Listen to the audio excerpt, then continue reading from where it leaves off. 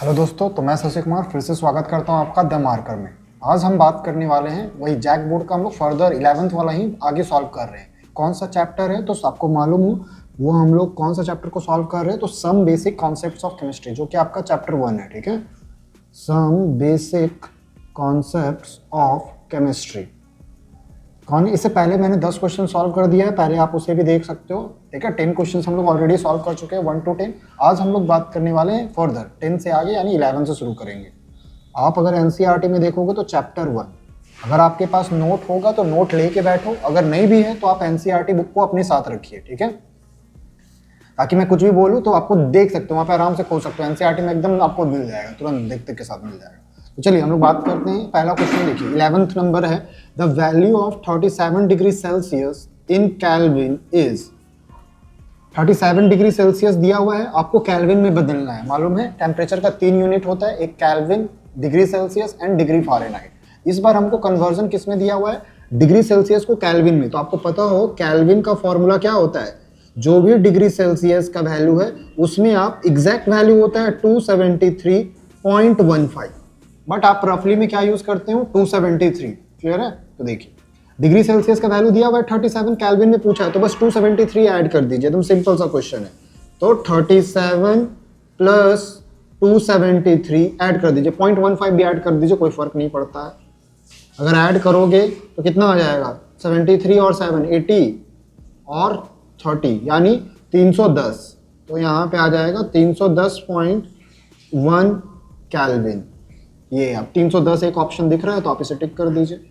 ठीक है, इसे आप टिक कर दीजिए। तो ऑप्शन नंबर आपका कौन सा सही हो जा रहा है, ऑप्शन नंबर डी है। एकदम इजी सा क्वेश्चन आएगा, तो आप ध्यान देखते चलिएगा। चलिए आगे, तो चलिए क्वेश्चन नंबर हम लोग नेक्स्ट देखते हैं 11 के बाद। अब हम लोग आते हैं 12th में। तो 12th देखिए, 12th में क्या है, ये भी कन्वर्जन है और वो भी किसका कन्वर्जन है, तो टेम्परेचर का कन्वर्जन है। तो टेम्परेचर में क्या दिया हुआ है, डिग्री सेल्सियस फिर से दिया हुआ है और फ़ारेनहाइट में कन्वर्ट करना है। इसके लिए फॉर्मूला होता है डिग्री फ़ारेनहाइट का फॉर्मूला। डिग्री फ़ारेनहाइट फॉर्मूला याद रखिए, 9/5 डिग्री सेल्सियस प्लस ऑफ 32, ये फॉर्मूला होता है। तो आप इसे ध्यान रखिएगा कि इसके लिए क्या फॉर्मूला होता है। ठीक है, इसका लिए यहाँ पे हमको चेंज करना होगा, और वो कौन सा कलर चेंज कर दें, मैं इसे ये ले लेता हूँ, रेड चाहे ग्रीन ले लेता हूँ। ठीक है, फॉर्मूला को मैंने थोड़ा सा दिखा दिया है तो आप उसको भी ध्यान देख सकते हो। तो ये फॉर्मूला है, बस डिग्री सेल्सियस का वैल्यू डाल दीजिए, सॉल्व करिए, आंसर आ जाएगा। तो डिग्री सेल्सियस का वैल्यू कितना था, डिग्री सेल्सियस का वैल्यू है आपके पास 35। तो 9/5 इंटू 35 प्लस 32, बस सॉल्व कर दीजिए। 5 से कटेगा तो ये 7 टाइम्स, 9 7 जा कितना 63, तो 63 लिख दीजिए, और साथ ही साथ 32, 63 और 32 कितना हो जाएगा, 90 और 2 95, 95 आ रहा है। 60 30 90 और 3 2 5 95। तो ये डिग्री फ़ारेनहाइट का वैल्यू कितना आया, 95। तो ये कौन सा ऑप्शन दिख रहा होगा आपके सामने, तो ऑप्शन नंबर डी आपका सही हो जाएगा। ठीक है, ऑप्शन नंबर डी आपका सही है। क्वेश्चन देखिए हिंदी और इंग्लिश दोनों में, तो आप जिस चीज़ में भी कंफर्टेबल है आप उसको यूज़ कर सकते हैं। क्वेश्चन आपका दोनों फॉर्म में आएगा, हिंदी में भी इंग्लिश में भी। ठीक है, तो मैंने दोनों उठा के रखा हुआ है। चलिए आगे, और इसका हाँ पीडीएफ आपको मिल जाएगा इसमें टेलीग्राम में। तो आपका वीडियो के लिंक के डिस्क्रिप्शन में देखिएगा, तो आपको टेलीग्राम का लिंक मिल रहा है, तो उसमें देख लीजिए। अगर आप वीडियो देखने में समय व्यर्थ हो रहा है तो आप इसका सिर्फ पीडीएफ फॉर्मेट भी देख सकते हो। ठीक है, चलिए अब हम लोग बात करते हैं नेक्स्ट क्वेश्चन। नेक्स्ट क्वेश्चन आपका क्या है, क्वेश्चन नंबर 13 आइए। क्या लिखा हुआ है, in scientific notation. Scientific notation क्या था, एक बस रिप्रेजेंटेशन का एक तरीका है जिसको कैसे कहते थे। साइंटिफिक नोटेशन क्या है, साइंटिफिक नोटेशन क्या है सर, किसी भी नंबर को n इंटू 10 का पावर n में लिखेंगे। जो कैपिटल N का वैल्यू है वो क्या होगा, 1 से लेके 9 के, 1 से बड़ा मतलब इसका वैल्यू आपका 1 से 10 के बीच में आएगा। ठीक है, n का वैल्यू 1 से बड़ा 10 से छोटा, मतलब 9 पॉइंट समथिंग लाइक दैट। और n का वैल्यू आपका कुछ भी, positive integers, negative integers, zero भी हो सकता है। ठीक है, पॉजिटिव, निगेटिव और जीरो। ठीक है ना, ऐसा लिख सकते हैं। तो आपका वैल्यू क्या है, 0.0016 है। देखिए, तो साइंटिफिक नोटेशन में तो नहीं है, क्वेश्चन में जो आपका लिखा हुआ है 0.00016 साइंटिफिक नोटेशन में कन्वर्ट करना है तो देखिए n इंटू 10 का पावर n का फॉर्म में करना होगा। अगर देखिए इस वैल्यू को देखिए, जब भी अगर आप पॉइंट को लेफ्ट से अगर राइट की ओर मूव करते हो तो क्या करते हैं, पावर आपका ध्यान रखिएगा माइनस में आएगा। पावर क्या आएगा, जैसे 10 का पावर किस में आएगा, माइनस में। अगर आप राइट टू लेफ्ट मूव करते हैं तो पावर किस में आएगा, प्लस में आता है। कैसे आता है वो भी समझा देता हूँ, देखिए ध्यान से। यहाँ पे पॉइंट है, दिख रहा है आपको पॉइंट। हमको अगर स्टैंडर्ड में करना है, मतलब ये वाला पॉइंट उठा के कहाँ पे ले आना होगा, 1 2 3 4, 1 के पास लेके आना होगा तभी तो आएगा। ये 1.6, बस ये पॉइंट उठा के कहाँ ले आए हम, यहाँ पे। कितना डिजिट शिफ्ट किए हैं तो बताइए, 4 डिजिट। तो अभी बताया था लेफ्ट से राइट जाएंगे तो क्या होगा, पावर माइनस में रहेगा। तो यहाँ पे क्या लिख देंगे, माइनस, कितना डिजिट गए हैं, 4, तो 4 माइनस कर देंगे। देखिए क्यों कर रहे हैं, क्योंकि देखिए 0.00016 ये छोटा है और 1.6 क्या है आपका, बड़ा है। तो कभी भी अगर इस छोटे नंबर को हम क्या कर रहे हैं, बड़ा कर दिए, तो इसका जो पावर होगा वो क्या होगा, छोटा। छोटा कहने का मतलब पावर माइनस में आएगा, ऐसे भी ध्यान रख सकते हो। तो आंसर हो गया 1.6 इंटू 10 का पावर -4। तो वो ऑप्शन नंबर आपको दिख रहा होगा, ऑप्शन नंबर बी करेक्ट है। तो ऑप्शन नंबर बी पे मार्क चलिए, ठीक है, ऑप्शन नंबर बी आपका सही है। इंग्लिश वाले भी देख लीजिए, तो इंग्लिश में भी आया है ऑप्शन नंबर बी। क्लियर है। चलिए मूव करते हैं हम लोग नेक्स्ट क्वेश्चन की ओर, जो कि क्वेश्चन नंबर आपका 14 है। ठीक है, देखिए क्या बोल रहा है, number of significant figures. Significant figures बताया था, इससे पहले भी आया है, 1 से 10 के बीच में भी हमको लगता है सिग्निफिकेंट फिगर्स दिखा था। सिग्निफिकेंट फिगर्स मैंने बताया था मीनिंगफुल डिजिट्स होता है, ठीक है। तो बस उसका कुछ रूल्स हैं, वो अगर आप एनसीईआरटी खोल के रखे हो तो वहाँ पे भी मिल जाएगा। यहाँ पे देखिए कि क्या है, सबसे पहला रूल था non zero digits are significant. तो देखिए यहाँ पे नॉन जीरो डिजिट्स क्या है, 5 और 2, तो 2 है। और जी पॉइंट अगर बाद में लगा रहता तब तो काउंट होता है, लेकिन अगर नॉन जीरो डिजिट्स से पहले अगर पॉइंट के साथ जीरो इंक्लूडेड है तो उसे कंसिडर नहीं करते हैं। तो कंसिडर नहीं करेंगे तो क्या आएगा, सिर्फ 5 और 2 यहाँ पे मीनिंगफुल डिजिट्स है। ये 0.00 को नहीं कंसिडर करिएगा, ठीक है। तो इसलिए कितना आएगा आंसर आपका, सी नंबर आ जाएगा, जो कि 2 है। 5 और 2 के लिए होता है हमेशा non zero digits are meaningful digits. और पॉइंट के मतलब अगर नॉन जीरो डिजिट से अगर पहले कोई जीरो है तो उसको कंसिडर नहीं करते हैं। क्लियर। चलिए नेक्स्ट क्वेश्चन 15 पे आइए। 15 में राउंड ऑफ करना। राउंड ऑफ मतलब किसी नंबर को छोटा करना, बस और कुछ नहीं है, अप्रॉक्स करना। तो इसका भी रूल है, वो भी आप देखिए। Round up the 6.235 up to 3 significant figures. Rule था अगर 5 से बड़ा होता है तो उसको क्या करते हैं, एक प्लस कर देते हैं, उसके प्रीसीडिंग डिजिट में +1 कर देते हैं। अगर 5 से छोटा होता है तो उसके प्रीसीडिंग डिजिट में माइनस जैसा है एज इट इज कर देते हैं। और अगर 5 ही आ जाए तो 2 केस होता था, अगर उससे पहले वाला डिजिट अगर इवन है तो कुछ नहीं करते, जैसा है एज इट इज रहते हैं। अगर ऑड है तो उसमें +1 करते हैं। क्लियर है। तो बस मैंने रूल बता दिया हूँ, ध्यान दीजिए। हमको कहाँ तक करना है, तो देखिए यहाँ पे 3 सिग्निफिकेंट फिगर्स तक ही करना है। 3 सिग्निफिकेंट फिगर मतलब 1 6 आ जाएगा, 2 आएगा और 3, 3 यहीं तक है। अभी तक दिया हुआ है 4 तक, लेकिन आपको करना कितना तक है, सिर्फ 3 डिजिट्स तक। मतलब लास्ट वाला जो 5 दिख रहा है उसको हटाना है। तो हटाएंगे तो रूल के हिसाब से क्या बोल रहा है, 5 है तो 5 के लिए बताया था 2 डिजिट होता है। अगर इससे पहले वाला डिजिट अगर ऑड है तो क्या करेंगे, +1 करेंगे। तो देखिए 6.23 में अगर +1 कर देंगे, +1 मतलब 3 से आगे वाले डिजिट को बढ़ाना, मतलब 3 में आगे कर देना। ये नहीं कि 6.23 +1, वैसा नहीं, इससे पहले वाले डिजिट में प्लस करना है। तो देखिए 6.235 के अगर +1 करेंगे प्रीसिडिंग डिजिट, तो 23 की जगह क्या आ जाएगा, 24। तो 6.24 जो इसका आंसर होगा वो लिखेंगे। ठीक है, तो ऑप्शन नंबर सी सही हो जाएगा। जो तुरंत बनते जाएगा, तुरंत देखते चलिए, क्योंकि वीडियो ज़्यादा लंबा भी नहीं बनाना है। ठीक है, तुरंत देखते चलिए। जहाँ पे कंसेप्ट आएगा, जहाँ पे कुछ होगा उसको देखिएगा। रूल्स निकाल के रखिए, एनसीईआरटी अगर रूल्स नहीं है, नोट्स नहीं है आपके पास, तो एनसीईआरटी पे निकाल के रखिए, वहाँ से भी मिल जाएगा। आप ध्यान से देखिएगा आराम से। चलिए आगे। हाँ, अगर इसमें भी डाउट रह जा रहा है तो आप अपना टेलीग्राम में अपना कमेंट छोड़ सकते हैं, या क्या बोलते हैं, वीडियो का जो कमेंट सेक्शन होता है वहाँ पे भी, कमेंट सेक्शन में भी देख सकते हैं। तो वहाँ पे भी मैं फिर से बता दूंगा किसी को डाउट आ रहा होगा तो। ठीक है, चलिए आगे क्वेश्चन नंबर 15 पे चलते हैं। 15 तो कंप्लीट हो गया, 16 पे आइए। ये लॉ है यार, लॉ पढ़े थे ना। देखिए, which law states that equal volume of gases eight same temperature and pressure should contain equal number of molecules.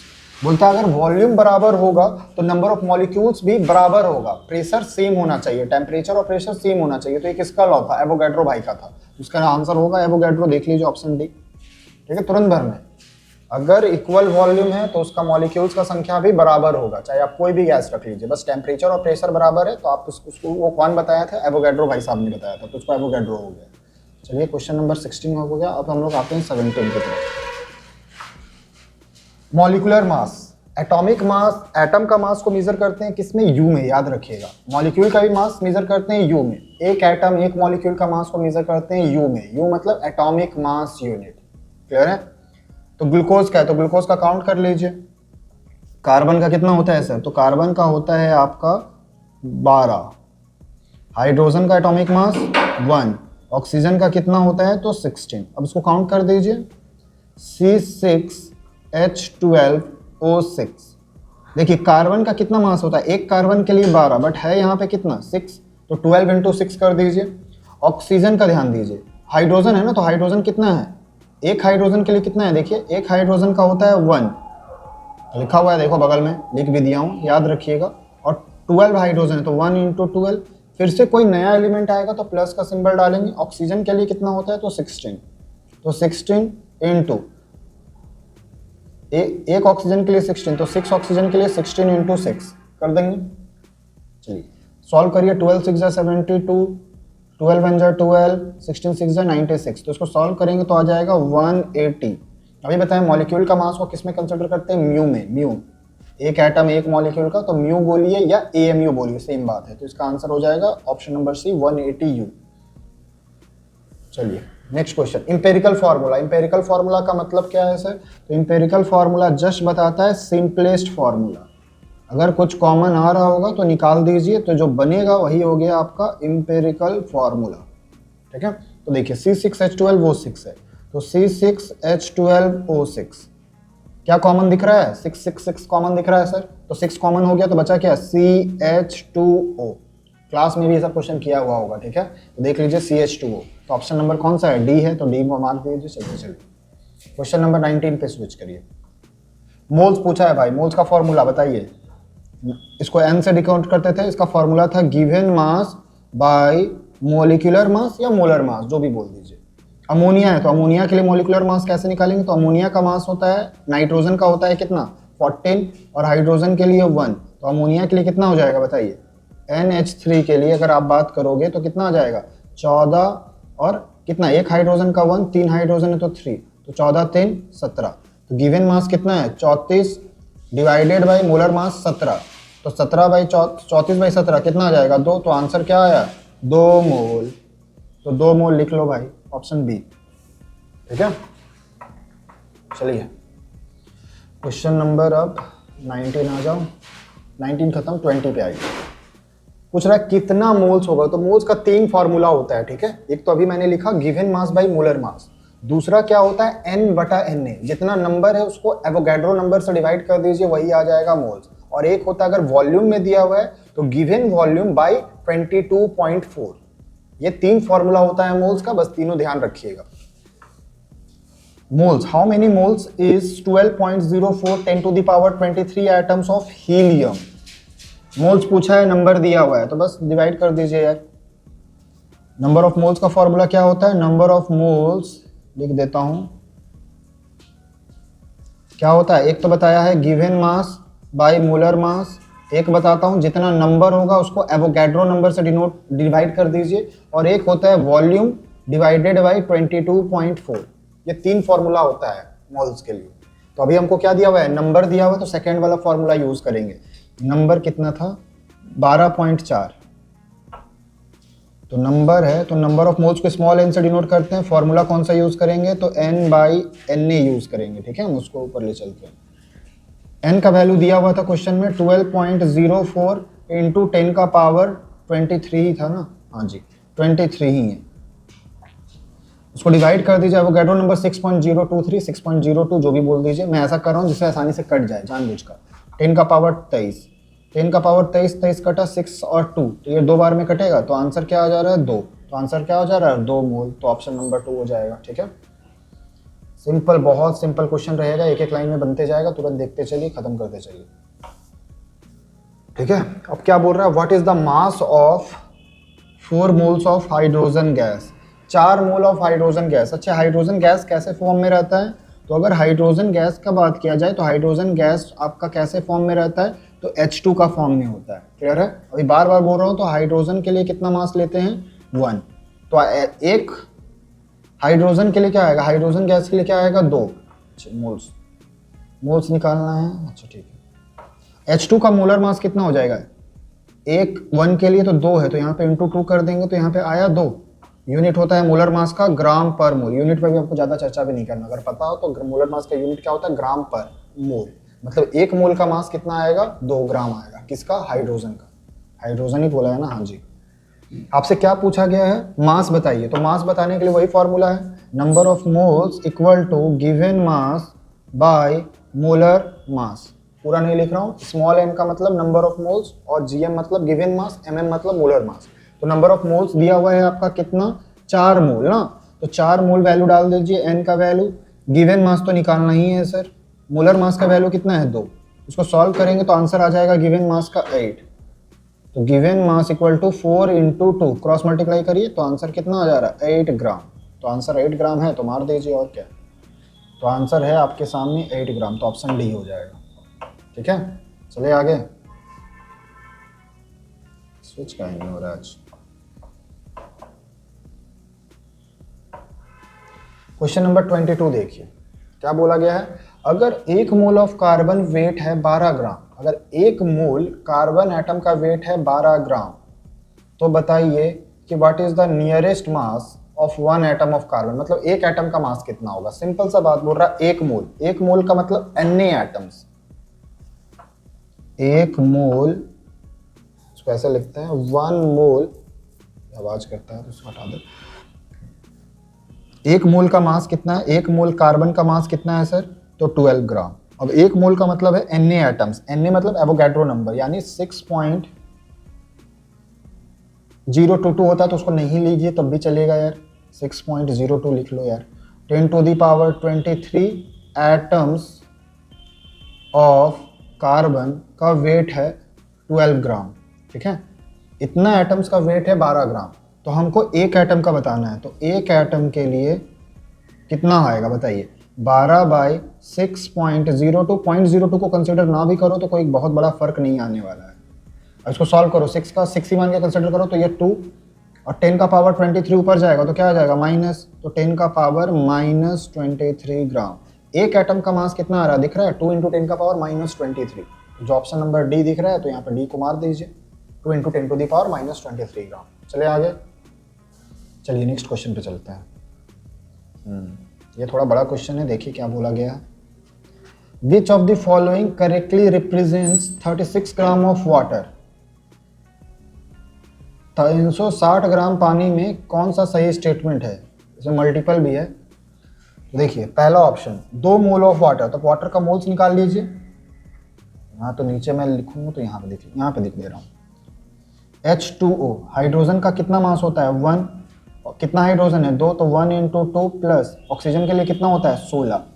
Solve करेंगे तो 16 और 2 18, ये मास आ गया, मोलर मास जिसको बोल सकते हो, तो इसको मोलर मास आ गया 18 ग्राम पर मोल। अब नंबर ऑफ मोल्स का फॉर्मूला पढ़े थे, given mass by molar mass. Given mass कितना है 360 ग्राम दिख रहा है, यहाँ पे 360 ग्राम, तो इसको देखिए 360 बाय मोलर मास कितना 18। इसको सॉल्व करेंगे तो 18 दूनी 36 और 1 0, तो आंसर आ रहा है 20 मोल। तो क्या ऑप्शन नंबर 1 सही है, तो नहीं। ऑप्शन नंबर 2 में देखिए 20 मोल, तो ऑप्शन नंबर 2 तो सही है, लेकिन यहाँ पे और भी आंसर है, तो 2 है, यहाँ पे भी, यहाँ पे भी, यहाँ पे भी, तो ऑप्शन नंबर ए तो नहीं होगा, लेकिन सी बी डी में कोई भी हो सकता है। तो आगे चलिए। अच्छा 20 मोल है, तो 1 मोल का मतलब कितना होता है 6.022 × 10 का पावर 23 मॉलिक्यूल्स।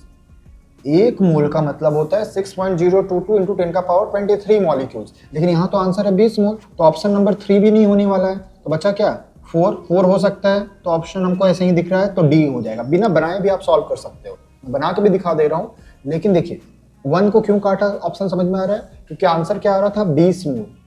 2 वाले तो सीधा सीधी मिल गया। थर्ड वाला ऑप्शन कितना है 6.0 मतलब, और 10 का पावर 23, तो 10 का पावर 23 कहने का मतलब क्या हुआ, देखिए 10 का पावर 23 जस्ट ये बताना चाह रहा है कि 1 मोल, तो 1 मोल थोड़ी है भाई, आंसर देखिए ना 20 मोल है, तो 20 मोल है, तो ये वाला ऑप्शन 3 होगा नहीं।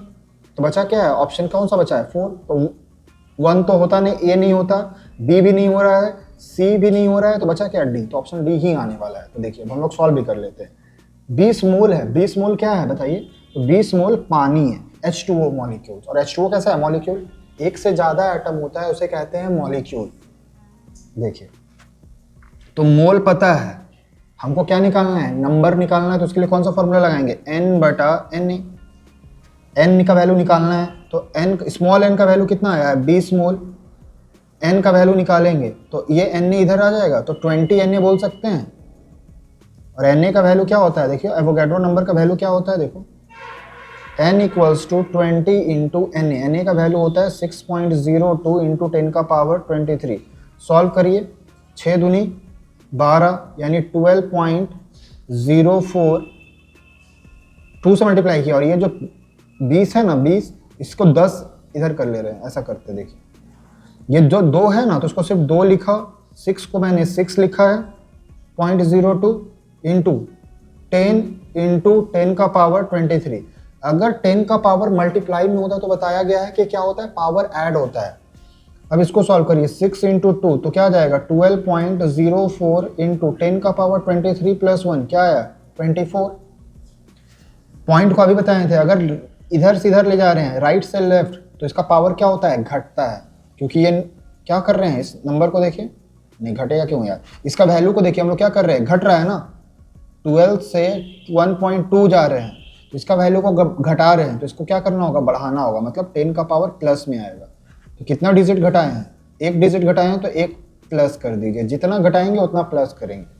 तो 1.2 इंटू 10 का पावर 25, तो ऐसा कुछ आंसर था, तो उसको मार देंगे 1.2 इंटू 10 का पावर 25। देखिए है ऑप्शन नंबर, देखिए ऑप्शन हमारा कौन सा सही था, 2 सही था और 4 सही था, तो 2 और 4 डी। बिना बनाए भी आप आंसर निकाल सकते हो, ठीक है, बिना बनाए भी आप आंसर कर सकते हो। तो देख लीजिए आराम से, नोटबुक लेके बैठोगे, थोड़ा पेन चलाओ खुद से भी, तभी सीखोगे, खाली देखोगे तो फिर से भूल जाओगे, तो थोड़ा सा आप नोट करते भी चलो आप। इसका मैं पहले ही से क्वेश्चन भेज देता हूँ ग्रुप में, तो ग्रुप में पहले खुद से अटेम्प्ट कर लो, फिर सॉल्यूशन देखोगे तो फायदा होगा कि कहाँ कुछ गलती कर रहे हो, ठीक है। चलिए आगे चलते हैं नेक्स्ट क्वेश्चन की तरफ। सिग्निफिकेंट फिगर्स इन पाई पूछा है। पाई, पाई का वैल्यू मालूम है ना, वो कंटिन्यूअसली चलते जाता है, मतलब 22/7 को अगर डिवाइड करोगे तो ये नंबर कंटिन्यूअसली चलते जाएगा। बस हम लोग कैलकुलेशन के लिए 1 4 1 5 9 6 ऐसा ऐसा चलते जाएगा चलते जाएगा। तो अगर सिर्फ पाई का पूछ दे तो कोई पूछे कितना होगा, ये नंबर तो चलता जाएगा, इनफाइनाइट नंबर ऑफ टर्म्स तक, कभी भी खत्म ही नहीं होगा। डिवाइड कर लीजिएगा 22/7 को, तो देखिएगा ये नंबर कभी भी कटते नहीं जाएगा। देख लो क्या बोलना चाह रहा हूँ, 7 को 22 से डिवाइड करो तो 3 बार में 21, बचा क्या 1, पॉइंट बैठाएंगे 0, एक बार में क्या 7, बचा क्या 3, पॉइंट अपने बैठा हुआ तो 0, 4 बार में कितना 28, फिर 2 पॉइंट बैठा हुआ 0 7, 2 बार में क्या आया 14, फिर उसके बाद क्या आ जाएगा 6। ये चलता जाएगा, ये कभी भी खत्म नहीं होगा, ये नंबर करते जाओगे इनफाइनाइट तक। तो अगर सिर्फ पाई का पूछा जाए तो आंसर क्या होगा, इनफाइनाइट। अगर पाई का वैल्यू दे दिया है और बता दिया है, जैसे यहाँ पे 3.14, ठीक है, पाई का वैल्यू क्या बोल दिया है 3.14, मतलब सिर्फ आपका इसी को लिए कंसिडर करके पूछा जा रहा है। तो 3.14 में क्या बोले हैं, all non zero digits are significant figures, तो सबका सब तो नॉन जीरो है, 314, तो कितना आएगा 3, तो इसके लिए 3 आएगा। सिर्फ पाई लिखा रहता तब क्या मारते, इनफाइनाइट। क्लियर है, चलिए आगे चलते हैं। क्वेश्चन नंबर 24 हो चुका है। चल जा भाई, मूव करता क्यों नहीं है, एक बार ये मूव क्यों नहीं करता, ये सच तो नीचे ही स्लाइड। चलिए 24 ऐसे कर लेते हैं। क्या बोल रहा है, ये सिग्निफिकेंट का बात कर रहा है। देखिए अगर देखिए यहाँ पे क्या है 5 है, पहला ऑप्शन ये को देखिए कितना सिग्निफिकेंट पूछ रहा होगा, ये कौन सा, in which of the following numbers all zeros are significant, जिसमें हर एक जीरो सिग्निफिकेंट है। तो देखिए अगर नॉन जीरो डिजिट से अगर पहले जीरो लगा हुआ है, नॉन जीरो डिजिट जैसे यहाँ पे 5 है, इससे पहले जीरो हुआ है तो उसको कंसिडर नहीं करेंगे, तो इसमें सारा तो नहीं होने वाला है। यहाँ पे भी देखिए नॉन जीरो डिजिट से आगे पॉइंट लगा तो सारा जीरो कंसिडर नहीं होगा। ऑप्शन नंबर डी को देखिए, यहाँ पे भी पॉइंट लगा हुआ है, पॉइंट से पहले मतलब नॉन जीरो डिजिट से पहले आ रहा है, तो इसको भी कंसिडर नहीं करेंगे। नॉन जीरो डिजिट से पहले वाला जीरो को कंसिडर नहीं करते हैं, उसके बाद वाला जीरो को कंसिडर करते हैं। शर्त क्या होना चाहिए, पॉइंट लगा होना चाहिए। लाइक देखिए एग्जांपल नंबर सी, 5 के बाद 0 है, नॉन जीरो डिजिट्स के बाद लगा हुआ है और साथ ही साथ पॉइंट लगा हुआ है, तो इसको कंसिडर करेंगे और इसका सारा का सारा सिग्निफिकेंट फिगर्स में काउंट होगा। दैट मीन्स इसको काउंट करोगे तो 50.00, तो इसमें कितना सिग्निफिकेंट फिगर्स होगा, तो 2 और 3 5, तो इसका सिग्निफिकेंट फिगर्स होगा आपका 5। सबका सब जीरो कंसिडर हुआ तो ऑप्शन नंबर सी हो जाएगा। ठीक है, चलिए क्वेश्चन नंबर 26 की तरफ। ये देखिए क्या बोला गया, 1 ग्राम एटम। 1 ग्राम एटम कहीं पे भी बोल रहा है ना, तो वो मतलब 1 मोल का बात कर रहा है, 1 मोल ऑफ सब्सटेंस का बात कर रहा है। ठीक है, ध्यान रखिएगा, ग्राम एटम कुछ नहीं है, बस 1 मोल का बात कर रहा है। क्लियर है? तो बोलता है 1 gram atom of nitrogen represent, क्या रिप्रेजेंट करता है बताइए? 1 ग्राम एटम ऑफ नाइट्रोजन मतलब 1 मोल नाइट्रोजन, नाइट्रोजन मतलब N, क्योंकि एटम के बारे में बात कर रहा है तो N। अब एटम नाइट्रोजन का कितना होता है? 14 ग्राम। अरे 1 मोल नाइट्रोजन मतलब कितना हुआ? 14 ग्राम। 1 मोल का मास कितना आएगा नाइट्रोजन का? 14 ग्राम। तभी तो मोलर मास बोलते थे ना, 14 ग्राम पर मोल। मतलब 1 मोल का मतलब है 14 ग्राम। इसमें क्या क्या दिया हुआ है? 1 मोल को कौन रिप्रेजेंट कर रहा है? ठीक है, तो इसमें किसमें कन्वर्ट कर दे जिससे सारा आंसर आ जाए? हाँ, सबको मोल में ले आते हैं। ठीक है, तो 1 मोल नाइट्रोजन कहने का मतलब देखिए 14 ग्राम है, 14 ग्राम है ना। 1 gram atom of nitrogen represents, किसको रिप्रेजेंट कर रहा है? 14 ग्राम को। ठीक है, 1 मोल नाइट्रोजन, इसका मास को तो बात कर सकते हैं। ठीक है,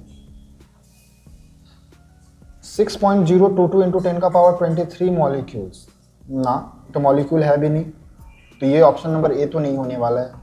सेकेंड में क्या बोल रहा है देखिए, 1 मोल ग्राम ऑफ एटम। देखिए इसमें क्या बोला गया है, 1 gram atom of nitrogen represents, क्या बोला गया है देखिए 6.02 इंटू 10 का पावर 23 मॉलिक्यूल्स, तो ये तो नहीं होने वाला है। ठीक है, 28 gram of nitrogen, 1 gram atom और 1 मोल नाइट्रोजन। ठीक है, 22.4 लीटर ऑफ N2 गैस। क्या बोला भाई, देखना पड़ेगा इसमें क्या करना चाहिए। ठीक है, 6.02 इंटू 10 का power 23 molecules, 22.4 litre of N2 gas. एक मिनट, ये तो है कि N का वैल्यू यहाँ से क्या आता है, एक बार निकाल के देखते हैं, सबसे अच्छा है ना। 1 mole nitrogen, 1 gram atom of nitrogen represents, क्या इतना रिप्रेजेंट करेगा? 1 मोल तो नहीं है, तो ऑप्शन ए तो नहीं होने वाला है। ऑप्शन नंबर बी बोल रहा है 22.4 litre of N2 gas, of N2 at STP, और 28 gram of nitrogen, 28 gram nitrogen. क्या बोलना चाह रहा है? 22.4 लीटर, इसका तो 1 मोल आएगा, देखते हैं ना। 1 मोल नाइट्रोजन, ये तो अच्छा ठीक है। ठीक है, 1 मोल नाइट्रोजन का मास तो 14 ग्राम है, इसमें कोई दिक्कत वाला बात नहीं है। आगे बोला है 6.022 इंटू 10 का पावर 23 मॉलिक्यूल्स, तो मॉलिक्यूल्स तो है नहीं भाई, नाइट्रोजन का बात करें तो ऑप्शन तो सरासर गलत है। ठीक है, नाइट्रोजन एटम है ना भाई, इसलिए यहाँ पे मॉलिक्यूल्स बात किया, तो ऑप्शन ए गलत है। 22.4 लीटर है, इस पे चलते हैं। 22.4 litre of N2 gas at STP, तो देखिए 22.4 के बारे में। ठीक है, बन जाएगा। देखिए N का वैल्यू है गिवन वॉल्यूम बाई 22.4 होता है, तो गिवन वॉल्यूम भी क्या है 22.4। ठीक है, और बाई भी 22.4, यानी यहाँ पे क्या आ रहा है 1 मोल ऑफ N2 पूछ रहा है, यानी जो दिया हुआ था देखिए ना, यहाँ पे नाइट्रोजन है। ठीक है, वो हो जाएगा, तो 1 मोल ऑफ N2।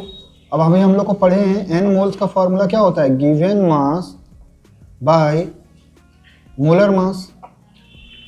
अच्छा देखिए, गिवन मास कितना है, गिवन मास तो हमको निकालना ही है ना, मास ही तो निकालना है, तो मास को निकालना है। मोल कितना है देखिए, 1 मोल है, तो यहाँ पे 1 लिखेंगे, मास निकालेंगे 14 ग्राम, इसका नहीं आएगा। क्या? क्योंकि देखिए नाइट्रोजन है, एक नाइट्रोजन का कितना होता है 14, तो 2 N2 के लिए कितना आ जाएगा बताइए, N2 के लिए क्या आ जाएगा 14 दूनी 28, इसको क्या करेंगे 28, यानी मास कितना आ जा रहा है, given mass is equals to 28 gram. ये ऑप्शन नंबर बी भी सही नहीं आ रहा है, क्योंकि 14 ग्राम लाना है ना, देखो ना हमको, तो 14 ग्राम तो नहीं आ रहा है, 28 ग्राम आया, तो ऑप्शन बी भी गलत है। सी में क्या बोला, 11.2 लीटर, तो ये देखिए आ जाएगा, ये ऑप्शन नंबर सी आ जाएगा। देखिए कैसे आएगा, ऑप्शन सी का हम लोग डील करने वाले हैं। तो ऑप्शन सी क्या बोला गया है वो देखिए, 11.2 litre of N2 gas at STP, मतलब standard temperature and pressure, standard temperature and pressure at STP। देखिए नंबर ऑफ मोल्स का क्या निकालेंगे, गिवन वॉल्यूम बाय 22.4 लीटर। इसको सॉल्व करेंगे तो गिवन वॉल्यूम कितना है, 11.2 बाई 22.4। इसको सॉल्व करिए तो 1/2, 1/2 कितना आया, मोल आया। और 1/2 को हम लोग क्या बोल सकते हैं, 0.5 मोल। कोई दिक्कत नहीं है। मोल का फॉर्मूला पता है, इसमें थोड़ा पेज खत्म, पेज ऐड कर लीजिए, ठीक है। यानी n का वैल्यू कितना आया है, 0.5 मोल। अब हमको तो मास चाहिए था, तो मास के लिए क्या आता था, given mass by molar mass, clear है, given mass by molar mass. देखिए नाइट्रोजन का n का वैल्यू कितना है, 0.5, और एक 0.5 मोल किसका था देखिएगा, तो N2 का बोल रहा था, तो N2 का भी मास निकाल के आए हैं, कितना था, एक नाइट्रोजन के लिए 14, तो दो नाइट्रोजन के लिए 28। अब 28 को इससे मल्टीप्लाई कर दीजिएगा, तो 28 इंटू 0.5, यानी कितना आंसर आ जाएगा, 14 ग्राम। यानी गिवन मास कितना आ गया है आपके पास, 14 ग्राम, जो कि हमारा वही था। तो ऑप्शन सी करेक्ट हो गया, तो डी को जाने का भी जरूरत नहीं। फिर भी डी में क्या ऑप्शन था वो भी हम लोग देख लेते हैं। डी में क्या था आपका, डी में है 28 ग्राम ऑफ नाइट्रोजन, ठीक है, 28 ग्राम ऑफ नाइट्रोजन, कुछ नहीं बोल रहा है, मतलब नाइट्रोजन को गैस जैसा कंसिडर करिएगा, ठीक है।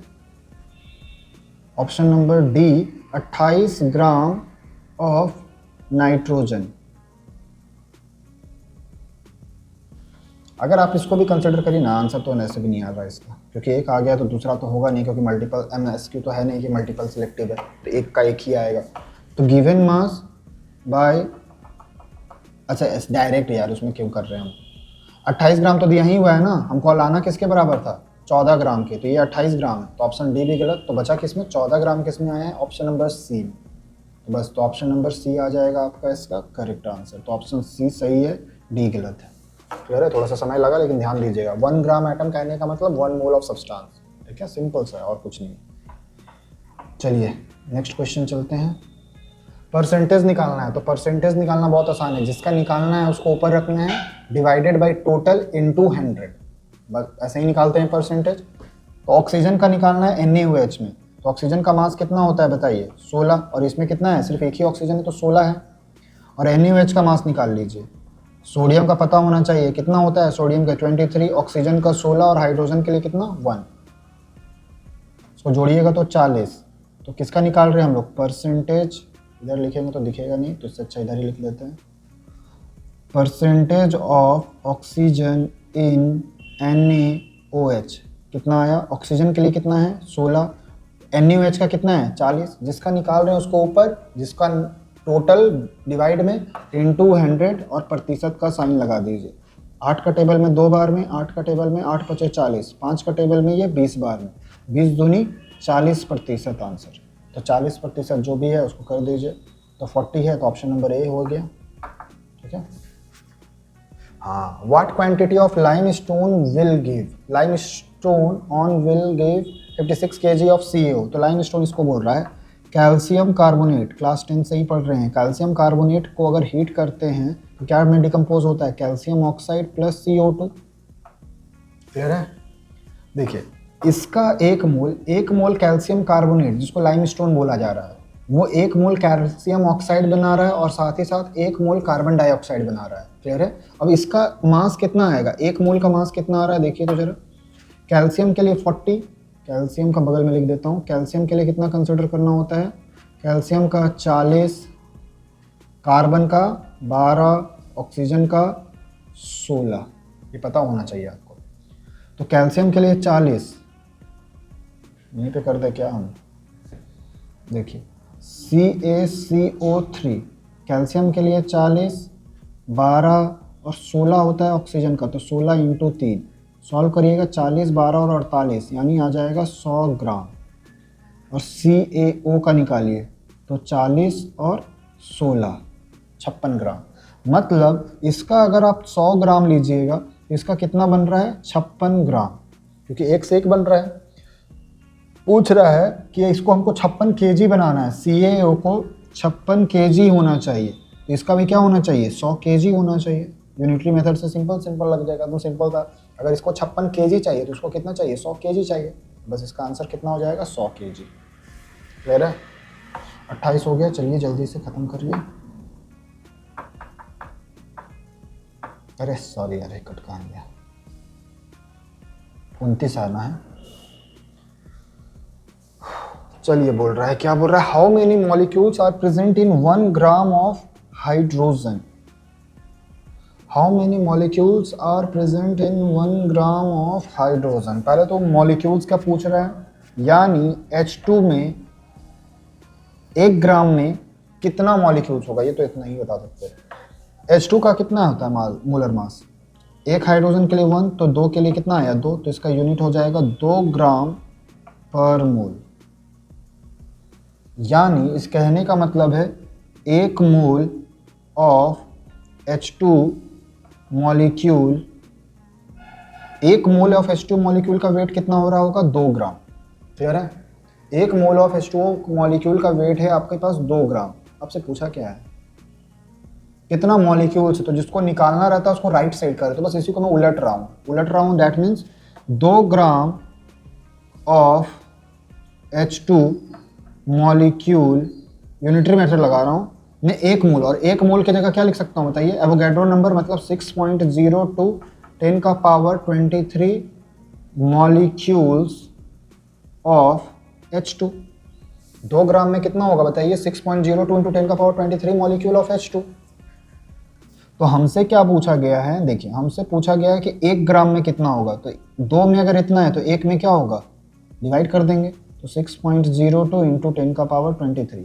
अरे 2 पेन का दाम है 10 रुपये, तो 1 पेन का दाम 5 रुपये, तो क्या करते हैं, डिवाइड ही करते हैं। उसको डिवाइड कर दीजिए, मॉलिक्यूल्स ऑफ H2, इसको सॉल्व करेंगे तो क्या आ जाएगा, 3.01 10 का पावर 23 मॉलिक्यूल्स ऑफ H2, यही आंसर आ जाएगा। तो देख लीजिए किसी का 3.01 है ऑप्शन में, तो ऑप्शन नंबर बी आ जा रहा है। ठीक है, चलिए क्या बोला गया, maximum volume at STP is occupied. सबसे ज़्यादा वॉल्यूम किस में, STP, वही स्टैंडर्ड टेम्परेचर प्रेशर। ठीक है, बोल रहा है कि 12.8 ग्राम। सबका मोल्स निकाल लीजिए ना, जिसका मोल ज़्यादा होगा उसका वॉल्यूम भी ज़्यादा होगा, क्योंकि 1 मोल में कितना होता है, 22.4 लीटर। तो मोल निकाल लीजिए। SO2, सल्फर का मास कितना होता है दोस्त, 32, ऑक्सीजन का 16, तो SO2 का कितना आ जाएगा, 32 प्लस 16 इंटू 2 यानी 64 ग्राम पर मोल। तो पहले वाले को सॉल्व करते हैं, मोल्स निकाल लेते हैं। मास कितना है, given mass by molar mass, तो मास की जगह 12.8, मोलर मास की जगह कितना है 64, पॉइंट हटाएंगे तो यहाँ पे 0 आ जाएगा। 64 का टेबल में ये 2 बार में कटेगा, तो 2/10 यानी 0.2 मोल आया है ऑप्शन नंबर 1 का। अच्छा, 0.2 मोल ऑप्शन बी पे चलिए। ये ऑप्शन ए को हम लोग सॉल्व किए हैं, ऑप्शन बी पे चलिए। क्या बोला गया है, नंबर दिया हुआ तो मोल्स निकालना है, तो क्या होता है n/n। n का वैल्यू है आपका 6.02 10 का पावर 22 बाई एवोगैड्रो नंबर, तो 6.02 इंटू 10 का पावर 23। ये कटा 10 का पावर ऊपर चला जाएगा, तो 22 माइनस 23 यानी 10 का पावर -1, और 10 का पावर -1 बोले तो क्या क्या हो रहा होगा, 0.1 मोल। ये तो और कम है। ठीक है, चलिए ऑप्शन नंबर सी पे चलते हैं। ऑप्शन नंबर सी 0.5 मोल, ये तो सबसे ज़्यादा, ये तो डायरेक्ट दिया हुआ ही है, तो 0.5 मोल। तो ऑप्शन नंबर सी अभी तक जीत रहे हैं। ऑप्शन नंबर डी पे दीजिए, 1 gram molecule of CO2, 1 gram molecule of CO2 मतलब क्या बोल रहा है, 1 मोल सब्सटेंस। 1 ग्राम का मतलब मैंने बताया था आपको क्या समझना है, 1 मोल। तो नीचे वाला क्या है, 1 मोल। अब 1 मोल है तो उसमें सबसे ज़्यादा वॉल्यूम होगा, क्योंकि हर एक वॉल्यूम के लिए ये वाला फॉर्मूला लगाते हैं ना। देखिए नंबर ऑफ मोल्स पता है, वॉल्यूम निकालना है तो उसको सबको 22.4, तो जितना मोल है अगर उसको सबको 22.4 ही से मल्टीप्लाई करेंगे तो एक का एक आंसर है, तो एक को 22.4 से मल्टीप्लाई करेंगे तो ये ज़्यादा आएगा, इसको भी 22.4 से करेंगे तो ये 22.4 का आधा यानी 11.2 आएगा। इसका वैल्यू और कम आएगा, 0.1 है, 0.1 है मतलब 2.24 आ जाएगा, और इसका 2.24 को इंटू 2 आ जाएगा। तो देखिए जिसका मोल अधिक होगा उसका वॉल्यूम भी अधिक आएगा, ठीक है, क्योंकि सबको तो 22.4 से ही मल्टीप्लाई कर रहे हैं, तो ऑप्शन नंबर डी आपका सही हो जाएगा। 1 ग्राम कहीं पे भी बोल रहा है एटम मॉलिक्यूल मतलब 1 मोल समझिएगा, तो ऑप्शन इसका डी सही हो जा रहा है। क्लियर है? तो यहाँ हम लोग बात कर चुके हैं, 30 तक हो चुका है। एक और बना देंगे क्योंकि ये ऑलरेडी 40 मिनट का बन चुका है, तो इसमें और हम लोग नेक्स्ट में बता देंगे, इसका एक और वीडियो बन जाएगा, 40 मिनट हो चुका है, ठीक है। तो हम लोग मिलते हैं फिर नेक्स्ट वीडियो में, तब तक के लिए बाय।